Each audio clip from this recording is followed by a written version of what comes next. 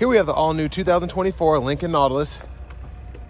Now this one is the top of the line, black label with all-wheel drive. Comes in chroma caviar dark gray metallic. And then we have the redwood Venetian leather. And I mean, this thing just looks beautiful in person. But powertrain consists of a 2-liter turbocharged 4-cylinder, made it to an 8-speed automatic. But just the new front end, the new interior, just everything is so beautiful. Coming around this front end here, LED headlamps, LED daytime running lights. We also have an illuminated badge there. The lights don't flash like that. That's how my camera's picking it up. It's just all one light bar there, but it does look cool how the LEDs show up through the lens here. But I mean, just a beautiful specimen of a vehicle. Typical Lincoln, I think. Now, I do love these wheels. These are 22-inch aluminum. They look fantastic.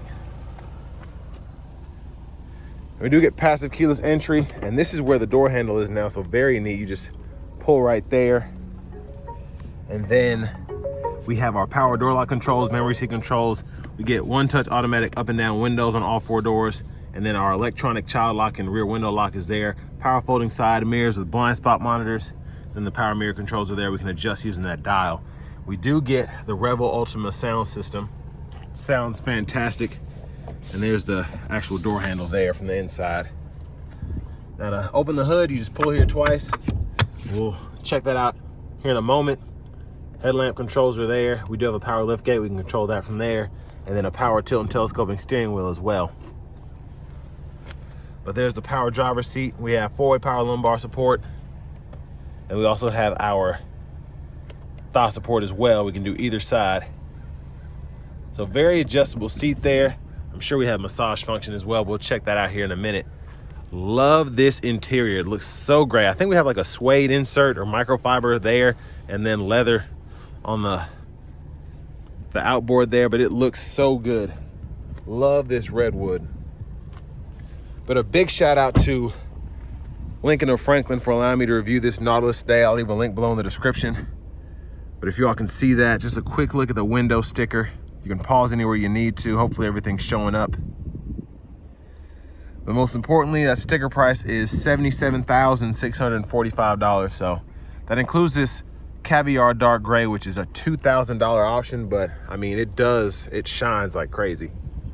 It looks fantastic. Now I have the seat up front adjusted for someone of my size, being 6'3" with longer legs. So we're gonna check out this rear seat room. And super impressive here. One of the reasons there's so much space back here is because this seat up here is so adjustable and doesn't take up as much space as it should, but I have it in my perfect seating position. And just look at that front. And we're gonna get to the screens and whatnot after a while, but I mean, my goodness, just a beautiful interior. And there is our power sunshade. That's with it retracted up, and we're gonna retract it and go ahead and check out the sunroof. But seat back pockets are on both sides. And something that's really neat is that we have the USB-C charge ports in the back of the seat here. Very smart to put that there. And it's also nice to have it up top here as opposed to having it stick out where my knees would be. Not that they're even close, but still, I'm just very impressed by this so far. Now we do get 3-stage heated outboard seats for the back. Rear AC vents are there, and there's a 110-volt 3-prong plug-in way down in there. The middle seat, fold this down. We have bottle holders there, and then a nice storage pocket there if you want to put your bracelet or something. Very impressed. It is a black label, so I shouldn't be that impressed, but still, Lincoln just does a phenomenal job making these black labels just something. And this here, I don't know if that's just, I don't know what that is, but when the window goes down, I can't really see it. It's kind of like a Rolls Royce effect, I guess. Having the stars in the side of the seat or something, or the side of the door, because then it turns white when the light's exposed to it. So that is, yeah, that's something. Just don't want to slam the doors on it. It's just it's such a remarkable vehicle. It really is.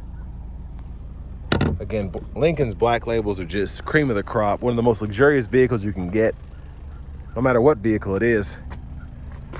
But there's a look at the back end there. LED tail lamps, of course. I'm gonna go ahead and pop the trunk while that's coming up. There's the exhaust system down there. And tons of space behind the second row. I'm very impressed. And we can also power release either side there. And then 12 volt there. We have hangers on either side. And this does have the all-weather floor mats. So let's see what's underneath here. Ooh, a spare tire. And that's an 18-inch if you're curious.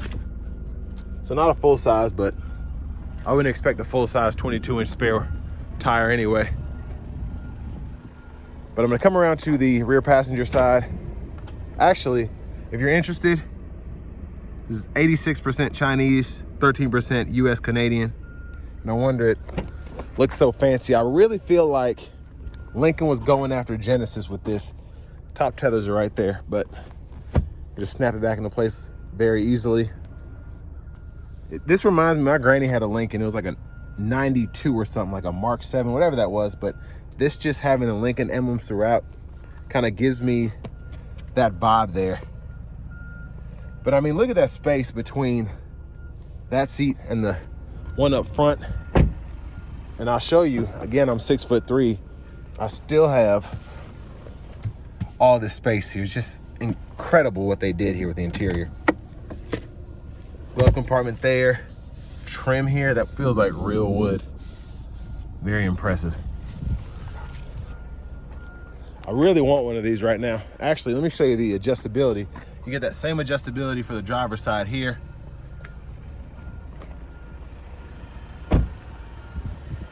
As I come around to the front end, once again, quick look in the engine bay there.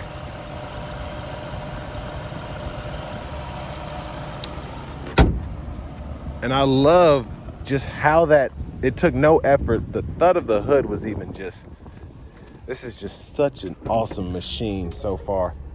Let's go ahead and hop in the driver's seat. So we get an all new steering wheel here. Kind of Mercedes-Benz-esque in my opinion. Let's hear this horn. So good sound there. Now over here to the radio, we do get this, I believe it's an 11-inch center stack here. Of course, we get AM, FM, XM radio, Bluetooth audio, and then we have wireless Apple CarPlay, wireless Android Auto compatibility there. We have our vehicle settings here, so we can go into our drive modes and go through all of those. There are several. Turn this fan speed down. So I'm just turn the whole system off. Now this might be difficult. I guess I'll show the AC controls while I'm here. So unfortunately, for those of you that liked having buttons, those are gone. Everything's in the touchscreen now. Fan direction can be chosen there. We can power the whole system on or off. We have the auto mode there. I do like that we can adjust the fan speed throughout and actually turn the system off without going in the actual climate control settings all the way. And then we get 3-stage heated cooled front seats. Heated steering wheel toggle is there. But honestly, it's not that bad of a system. It's just, there's so much that they put in this screen here, and it's just, again, there's just so much. But we have the Google Maps system here.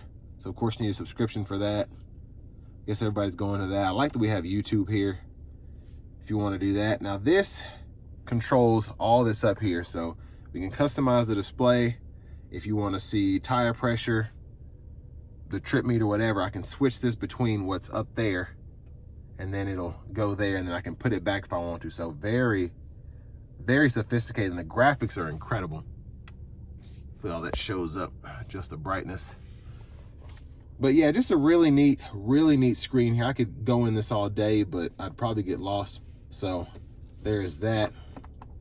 Backup cameras up here, and then you have that bird's eye view right there, and then your sensors and whatnot are in here. So interesting, you can hit this and then you'll kind of get a close-up of what's on either side there. So just an interesting system. Looks like we can add something over here if we want to, or we hit that and then it zooms in, I guess.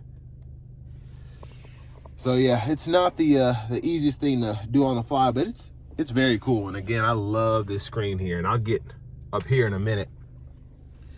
But shifters all push button like the outgoing models, just park, reverse, neutral, drive, and then we have the limiter there. And then I believe we do not have paddle shifters here, so I don't know how you could manually shift. Might figure that out later. But your defroster is there at the push of a button. Hit that camera, and that pulls up your front camera, push of a button. And then you can hit this to pull up your drive modes at the push of a button as well. And that'll pull all that up if you don't want to go through the actual screen. And then we have our parking assistance there. Weird that the hazards are there. Auto stop toggles here. Love this. They had to have taken this directly from Genesis, just this knob here. But you can adjust and then click it to mute the audio. Wireless charging pad, USB-C, USB-A port there. 2 bottle holders. And then center console cubby space, 2 USB-C charge ports, a 12 volt. And then we have the auto air refresh. I guess that's part of the ion system or whatever. I guess that's, I don't know how you actually activate that. I'm sure it's somewhere in the screen, but I thought that was a button, so I tried to push it, but it's not. But let's go ahead and push this roof back. I love the headline. It's like a microfiber suede, something like that. You have to hit it twice to get it all the way back, and then you can vent or slide it. I'm gonna show you how far back it goes. So that's one touch there. And that's the second touch. It almost gets it all the way back, but that's pretty impressive how much space you get. Sunglasses holder there. And there's a view of the back seat from up here. And then the garage door transmitter's right here. Let's look at this vanity mirror. Very nice, of course, and that is bright. I like that a lot. Now back to the steering wheel. Blinkers are here.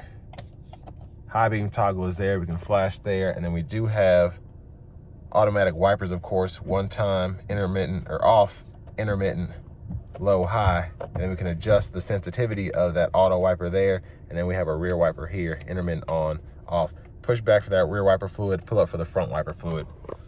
And then over here, this is what's interesting. If you can see that screen, what's in front of you is pretty much adjusted by what's here. So when I click this here, what's on the screen goes back and forth. And then this is like a thumb, it's like a computer mouse. So I don't know what they were thinking with this. It doesn't necessarily bother me, but it is a little finicky.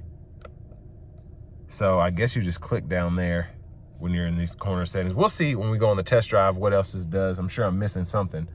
But again, this is something that is very, okay, so when I do this, it pulls up the audio controls, and I guess I can click there, turn the audio up or down, and then go through the presets, voice recognition, and all that. So, okay, it does make sense. So you don't get an actual view here because I guess this changes depending on what you do up there.